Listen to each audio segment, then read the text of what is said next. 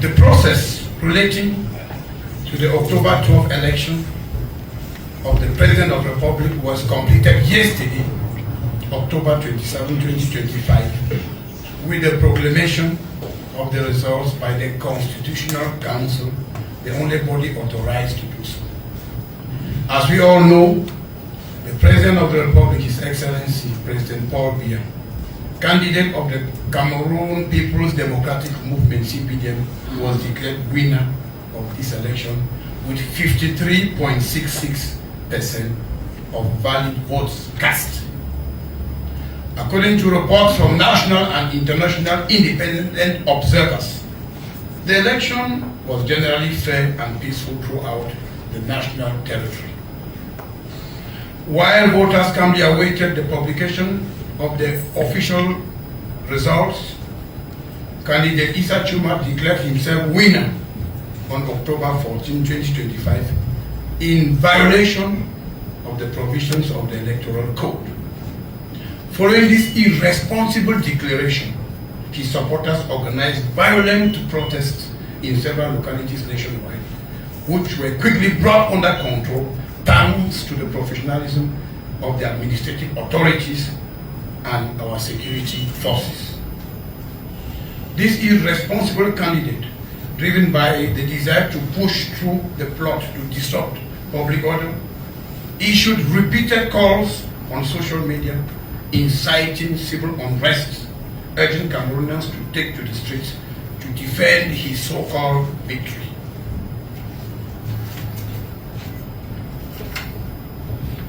In response to these appeals for rebellion, small groups of young people, often under the influence of drugs, wreaked havoc in several towns across the country, both on the eve and on the day of the official proclamation of the presidential election results by the Constitutional Council.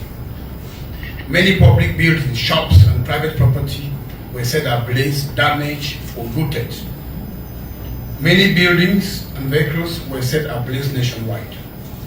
The divisional offices of Banja, Opankam, Ngong, Figil, and Chepwa, Benue, the public prosecutor's office in Gidere, the court building in Chang, the Manju Court Council, the Gendarmerie Brigade in Ngong, Elekam offices in Ngong, Banja, Manju, and Figil, the residences of the mayors of Garwa, Manju, and Figil, and vehicles belonging to various police and gendarmerie units, just to name a few. In Douala, public and private property were looted and vandalized in some neighborhoods of the city. Feeding stations, shops, and stores, and so on, just to name a few. It should be noted that during these attacks, some of the criminals lost their lives. Several members of the security forces were also seriously injured during clashes with demonstrators. Investigations to shed light on these unfortunate incidents are ongoing. I would like to extend my deepest sympathy to the bereaved families and express my deep sorrow for the loss of lives. I strongly condemn these premeditated acts of rebellion which seriously undermine public order, security, and stability of our country.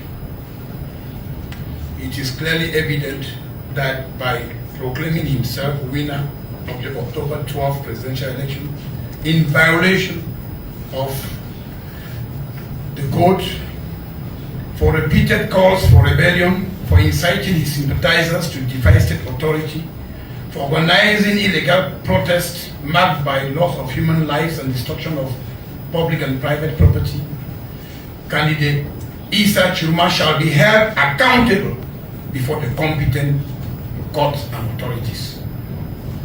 Once more, I call on everyone to be responsible, conscious, and patriotic. No violation of public order shall be tolerated.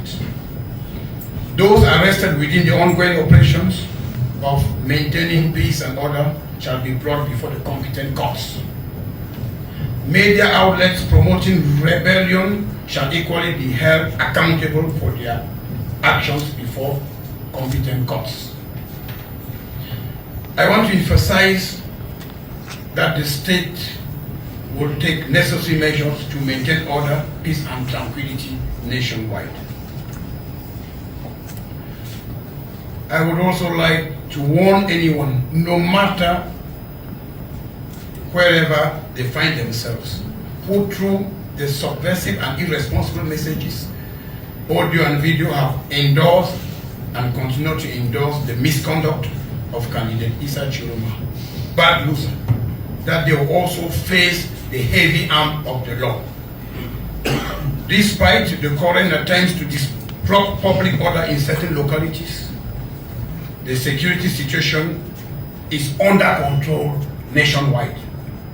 Once more, I'm calling on Cameroonians to go about their activities normally